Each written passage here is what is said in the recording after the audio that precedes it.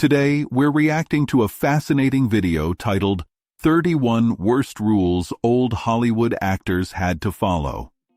This video dives into some shocking and intriguing rules that actors in old Hollywood had to abide by. And the best part?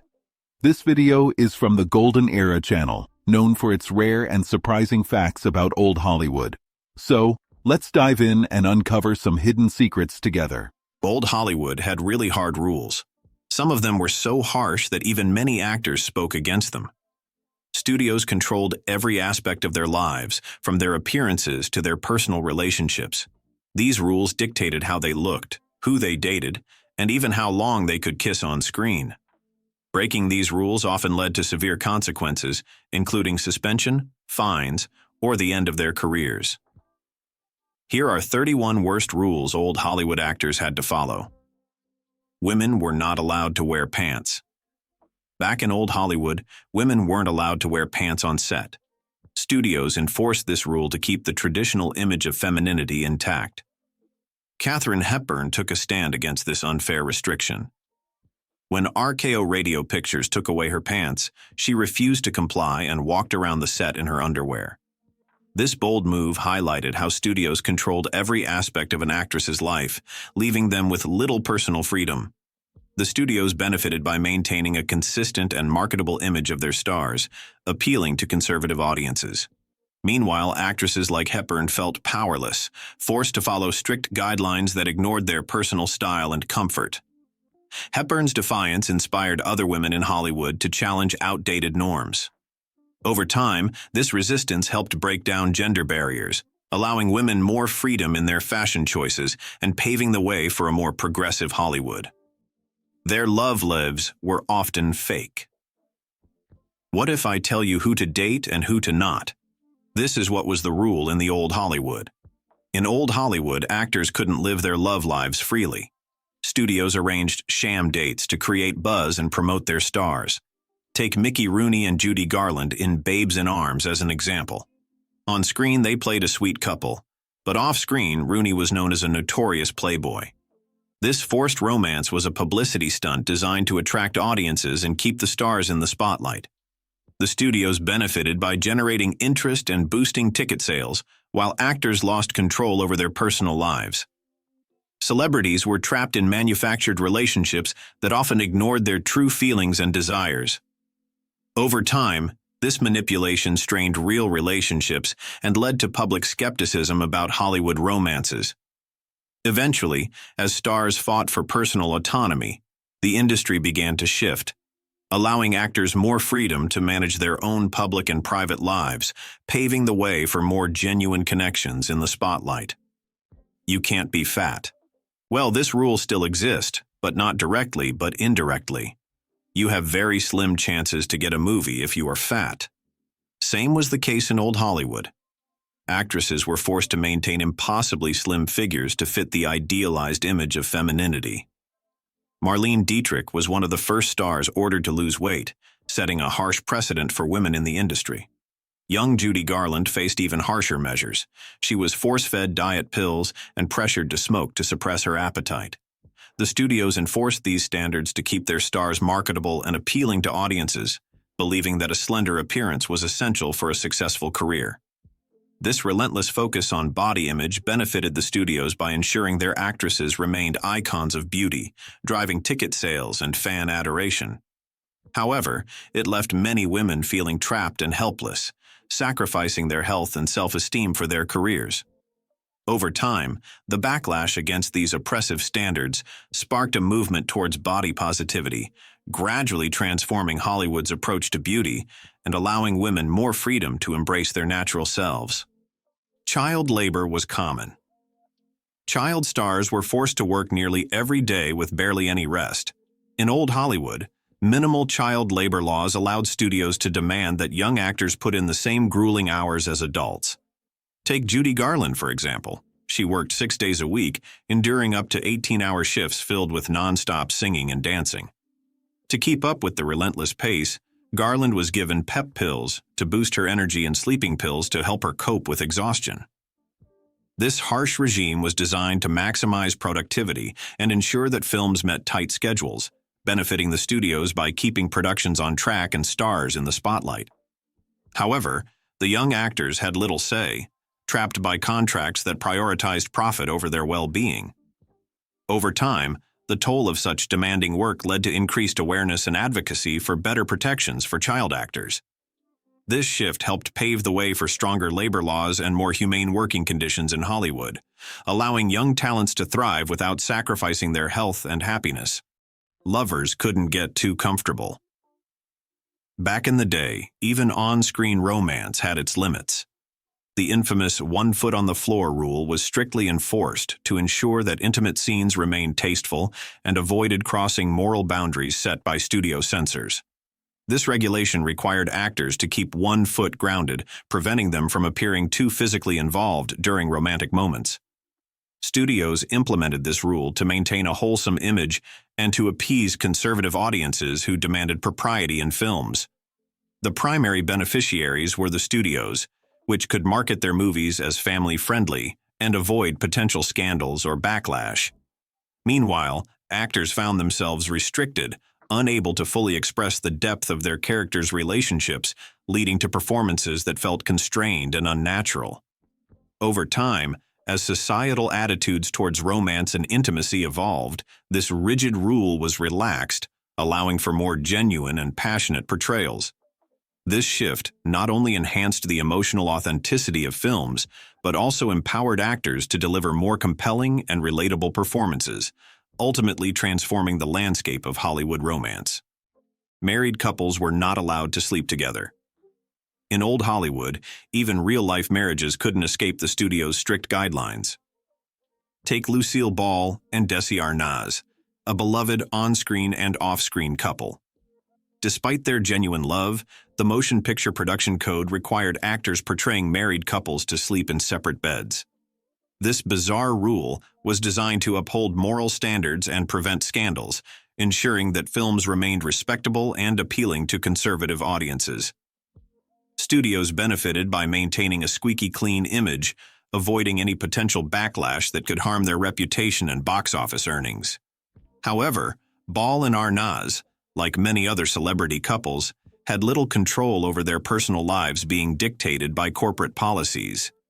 This separation not only strained their real-life relationship, but also highlighted how studios prioritized image over authenticity.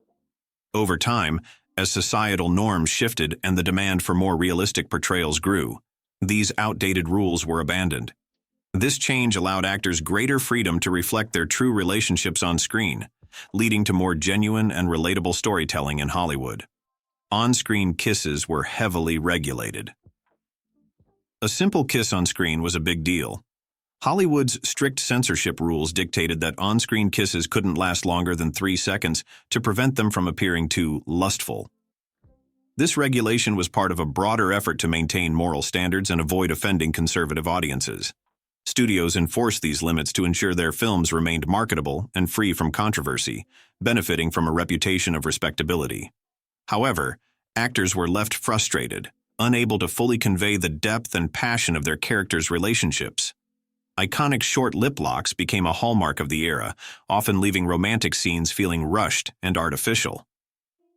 Over time, as societal attitudes towards romance and intimacy evolved, these rigid restrictions were relaxed.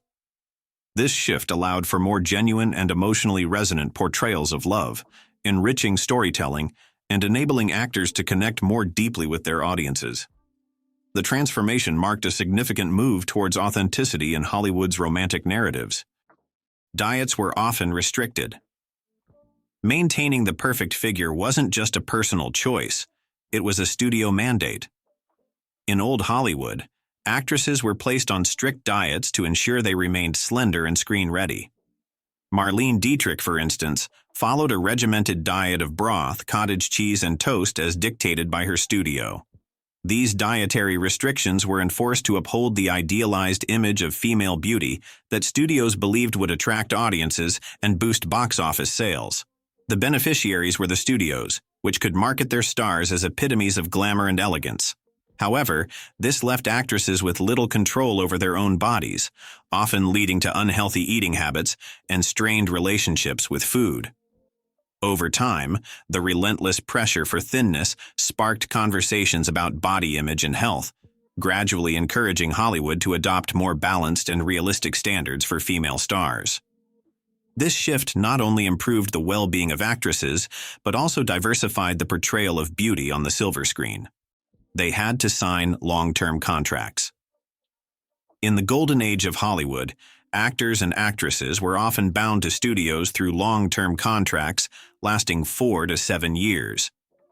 These agreements gave studios significant control over their talents, determining the roles they played and the films they starred in. While this provided a steady stream of work and financial security for the actors, it also limited their creative freedom and ability to choose projects that truly interested them. For example, an actor signed to MGM had to prioritize the studio's projects over personal career aspirations, making it challenging to explore diverse roles or collaborate with other studios. This arrangement benefited the studios by ensuring loyalty and a consistent pool of talent for their productions. However, it left actors feeling confined and restricted, often leading to frustration and a desire for greater independence. Over time, the decline of the studio system and the rise of independent production empowered actors to negotiate more flexible contracts, allowing for greater creative control and the ability to pursue a wider range of opportunities. Even children knew not to waste the studio's time. Child actors in old Hollywood were expected to uphold the same rigorous standards as their adult counterparts. Shirley Temple, one of the era's brightest young stars, learned early that professionalism was non-negotiable. With minimal child labor laws, studios demanded long hours and unwavering dedication from their youngest talents. Temple emphasized in her book, Child Star, that time is money. Wasted time means wasted money means trouble. This rule ensured that studios could maximize their investment by keeping productions efficient and profitable. While studios benefited from the relentless productivity of child actors, the young stars were deprived of a normal childhood, burdened with intense work schedules and high expectations. Over time, the harsh realities faced by child actors sparked movements advocating for better protections and labor laws, leading to more balanced and supportive environments for young talents in Hollywood. Actors had to use studio assistants. Control extended beyond just the actors themselves. Studios often imposed assistants to oversee every aspect of a star's life. These studio-appointed assistants were responsible for advising, managing schedules, and even spying on the actors to ensure compliance with studio policies.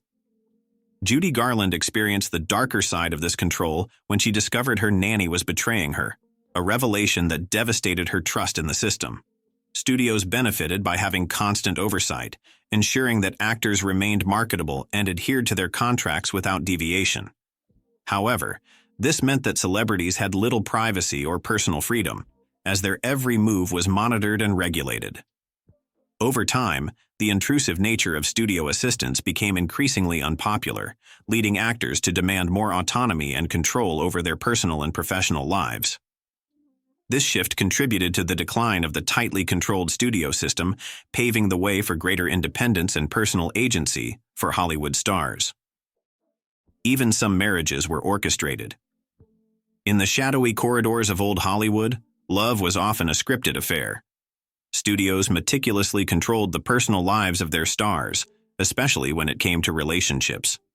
LGBTQ actors faced immense pressure to conform to heteronormative standards, leading to forced marriages that concealed their true identities. A notorious example is Rock Hudson, who was compelled to marry his agent's secretary, Phyllis Gates, to maintain his marketable image. This facade protected the studios from scandal and kept their stars in the public's favor, benefiting the corporate machine that thrived on sanitized glamour. However, this control left actors feeling trapped and isolated, unable to live authentically. The emotional toll was immense, often leading to personal anguish and broken relationships. Over time, the courage of stars who eventually came out or defied these constraints contributed to a gradual shift in Hollywood's acceptance of diverse identities, paving the way for greater freedom and authenticity in the industry. The studios had rules against children too. Childhood was a luxury few young stars in old Hollywood could afford. Studios imposed strict rules that forbade actresses from becoming pregnant, enforcing these mandates through harsh penalties.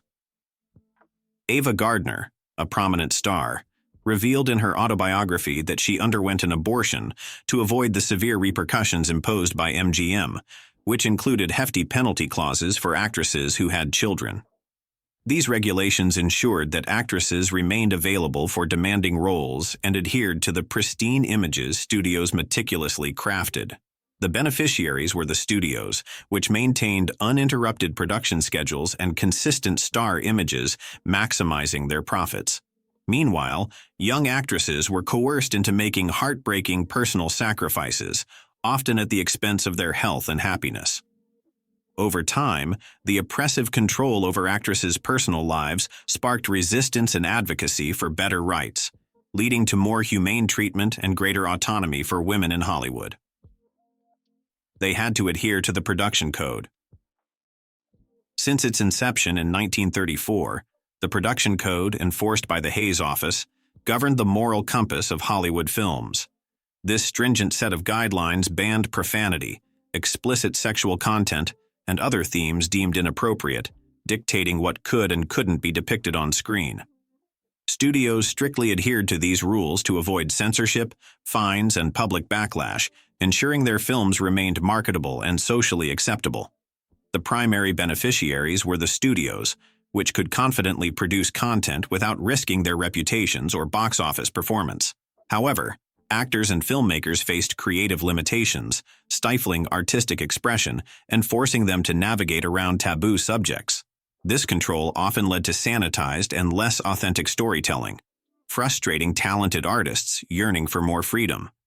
Over time, growing public resistance and changing societal values eroded the production code's influence, leading to its eventual abandonment and the rise of more diverse and honest narratives in Hollywood. They couldn't work with other studios while on contract. Being tied to one studio could make or break an actor's career in old Hollywood. Once signed, actors were bound exclusively to their studio, limiting their opportunities and control over their own careers. For instance, Elizabeth Taylor skillfully navigated this constraint by securing loans from Metro-Goldwyn-Mayer, MGM, to work on more challenging and diverse films like Giant, A Place in the Sun, and Suddenly Last Summer. While studios benefited from having their stars under lock and key, ensuring loyalty and maximizing their investment, actors often felt restricted and unable to explore varied roles freely. This monopolistic control stifled creativity and could hinder an actor's growth. Over time, as stars demanded more freedom and the studio system began to wane, actors gained the ability to work with multiple studios, fostering a more dynamic and versatile Hollywood landscape. Actors couldn't refuse parts, period. In the rigid structure of the studio system, actors had little to no say in the roles they played. Refusing a part was virtually impossible without facing severe consequences. Bette Davis, a powerhouse actress, faced suspension from Warner Brothers for turning down roles, highlighting the absolute control studios had over their talents. This rule ensured that studios could manage their rosters and maintain a steady stream of films, benefiting financially by keeping productions on schedule. However, it left actors feeling powerless, forced to take on roles that might not align with their interests or strengths, sometimes even in projects destined to fail. Over time, as actors fought for greater autonomy and the studio system declined, performers began to have more control over their choices, leading to more fulfilling and critically acclaimed careers. They had to be willing to change their names. A star's name was often seen as part of their marketable brand, and studios took it upon themselves to create the perfect moniker for their talents. Icons like Marilyn Monroe, Rita Hayworth, and Judy Garland all adopted stage names chosen by their studios to enhance their appeal and memorability. For example, MGM held a contest to rename Lucille LeSueur, resulting in the creation of Joan Crawford, a name she reportedly despised. This practice benefited studios by crafting memorable and marketable personas that resonated with audiences, ensuring consistent branding across films. However, it stripped actors of their personal identities, forcing them to adopt names that sometimes felt alien or uncomfortable. As Hollywood evolved, stars began to assert their identities, choosing their own names and fostering more authentic connections with their audiences. Women often had to change their appearances. Old Hollywood demanded that actresses maintain a specific look to fit the idealized image of femininity and glamour. Studios controlled everything from hairstyles to makeup, and sometimes even pushed for drastic changes like plastic surgery to ensure their stars remained picture-perfect. Actresses had to comply with these transformations to stay marketable, often sacrificing their personal style and comfort. For example, some starlets had to dye their hair or undergo physical alterations to meet the studio's standards. This control benefited studios by creating a consistent and appealing image for their stars, attracting audiences and maximizing profits. However, it left women feeling constrained and pressured to conform to unrealistic beauty standards. Over time, as societal views on beauty and individuality shifted, Hollywood began to embrace more diverse and authentic appearances, allowing actresses to express their true selves and breaking free from the rigid expectations of the past. Every actress was given an image to uphold. From the moment they signed on, actresses were sculpted into specific personas to captivate audiences. Women in Old Hollywood were typically typecast as the all-American girl next door or the sultry bombshell. Studios meticulously crafted these images, often creating fabricated backstories to enhance their stars' allure. Take Rita Hayworth, whose glamorous image was carefully maintained to embody the quintessential Hollywood starlet. This stringent image control benefited the studios by ensuring consistent and marketable brands that resonated with fans, driving ticket sales and merchandise. However, it left actresses with little room for personal expression or diversity in their roles, forcing them to conform to narrow stereotypes. Over time, the push for more authentic and varied representations led to a gradual breakdown of these rigid image constraints, allowing actresses to explore a wider range of characters and personalities, enriching Hollywood storytelling. Men had to act like gentlemen. Old Hollywood wasn't just restrictive for women. Male actors were also bound by strict behavioral codes. Men were expected to embody the ideals of a gentleman both on and off the screen. Any deviation, such as messy divorces, womanizing behavior, or involvement in illegal activities, could severely damage their careers. Take Clark Gable, whose reputation as the King of Hollywood was meticulously managed to align with his on-screen persona. Studios enforced these standards to maintain a clean and respectable image for their male stars, ensuring they remained marketable to a broad audience. While this upheld the studio's reputation, it limited men's personal freedoms and often forced them to hide their true selves. Over time, as societal norms shifted towards greater acceptance of diverse behaviors and personalities, Hollywood began to relax these stringent expectations, allowing male actors to portray more complex and authentic characters, both on and off the screen.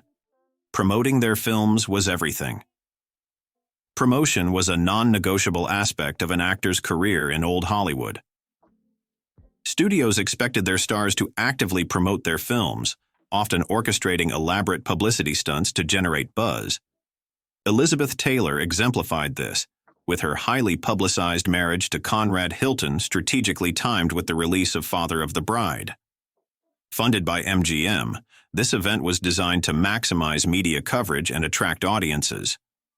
While such promotions benefited studios by boosting ticket sales and enhancing star visibility, they placed significant demands on actors to participate in manufactured publicity events, sometimes at the expense of their personal lives. This relentless focus on promotion ensured that films remained in the public eye, but left actors feeling like commodities rather than individuals. As the industry evolved, stars began to seek more control over their public personas, leading to more genuine and self-directed promotional efforts that better balanced personal authenticity with professional obligations. Getting time off was subject to the studio. In the tightly controlled environment of Old Hollywood, taking time off was not a simple matter. Studios held the reins on actors' schedules, and personal milestones like marriages could disrupt production. When Judy Garland married composer David Rose in 1941, MGM disapproved and forced her to return to work just 24 hours after the wedding. This denial of personal time underscored the studio's prioritization of work over the well-being of their stars. While this policy ensured that production stayed on schedule, benefiting the studios financially, it left actors with little to no control over their personal lives. The relentless work demands often led to burnout and strained personal relationships. Over time, the growing awareness of the importance of work-life balance led to better labor practices and more respectful treatment of actors' personal needs, fostering a healthier and more sustainable working environment in Hollywood. Tarnishing one's reputation was inexcusable. Maintaining a pristine public image was paramount in old Hollywood, where rumors and scandals could swiftly end careers. Studios went to great lengths to protect their stars, as seen with Clara Bow, a top actress in the 1920s, who lost her contract with Paramount following rumors of promiscuity. This rule ensured that actors remained marketable and that studios avoided any negative publicity that could deter audiences. While this benefited studios by safeguarding their investments and maintaining a positive public image, it placed immense pressure on actors to conform to strict moral standards, often forcing them to hide aspects of their personal lives. The fear of reputation damage left many stars feeling trapped and unable to express their true selves. As societal attitudes towards personal freedom and privacy evolved, Hollywood began to embrace more open and honest representations of its stars, allowing actors to live more authentically without fear of unjust repercussions. Fitness routines were encouraged. Behind the glamorous facade of old Hollywood was a relentless push for physical perfection. Actresses were not only expected to be slim, but also maintain toned physiques through rigorous fitness routines. While it wasn't openly discussed, starlets like Katharine Hepburn embraced sports like tennis and swimming to stay in shape. And Marilyn Monroe was one of the first actresses to incorporate weightlifting into her regimen. Studios encouraged these fitness practices to ensure their stars remained attractive and energetic, aligning with the demanding roles they played. The studios reaped the benefits by showcasing actresses as symbols of vitality and beauty, which kept audiences captivated. However, this expectation placed immense pressure on women to constantly train and look flawless, often at the expense of their personal lives and mental health. Over time, as awareness about the importance of physical and mental well-being grew, Hollywood began to recognize the need for healthier approaches to fitness, allowing actresses to pursue their health goals more sustainably and authentically. Mandatory studio image approval for all public appearances, whether attending a premiere, charity event, or even just being spotted around town, an actor's entire wardrobe and demeanor had to be approved by studio-appointed handlers. If an actor's outfit did not match the image the studio wanted, they could be asked to change or even barred from the event altogether. This rule served the studio's marketing needs, ensuring actors looked perpetually glamorous and on-brand. For performers, it meant a stifling loss of personal style and expression, as every public moment became another installment in the studio's polished narrative. 30th ban on union activities. Many studios strongly discouraged or outright forbade their stars from engaging in any form of labor organization. Actors who voiced support for unions or attempted to negotiate fair working conditions risked being labeled troublemakers and faced threats of blacklisting. This heavy-handed approach allowed studios to avoid collective bargaining and maintain complete control over wages and work hours. While the studios benefited from suppressing worker solidarity and minimizing production costs, actors were left with few options to improve their contracts or fight exploitative labor practices. Over time, the growing push for fair treatment and the eventual rise of influential guilds, like the Screen Actors Guild, SAG, helped dismantle some of the studio's stranglehold. However, in the early days, actors had to tread carefully or risk financial ruin and career stagnation. No public stance on controversial topics. Beyond controlling personal behavior, studios often forbade actors from making any statements about social or political issues. A star's public image had to stay firmly within the acceptable bounds of glamour and entertainment, free from controversy. Even privately held opinions on racial equality, war, or civil rights had to remain hidden, lest they provoke backlash or alienate certain audiences. By preventing stars from speaking out, studios protected their box office returns and avoided public disputes. Meanwhile, actors felt silenced and unable to use their fame to effect meaningful change. Over time, as the studio system weakened and social movements gained momentum, many prominent figures in Hollywood broke these unspoken rules, paving the way for today's more openly activist stars.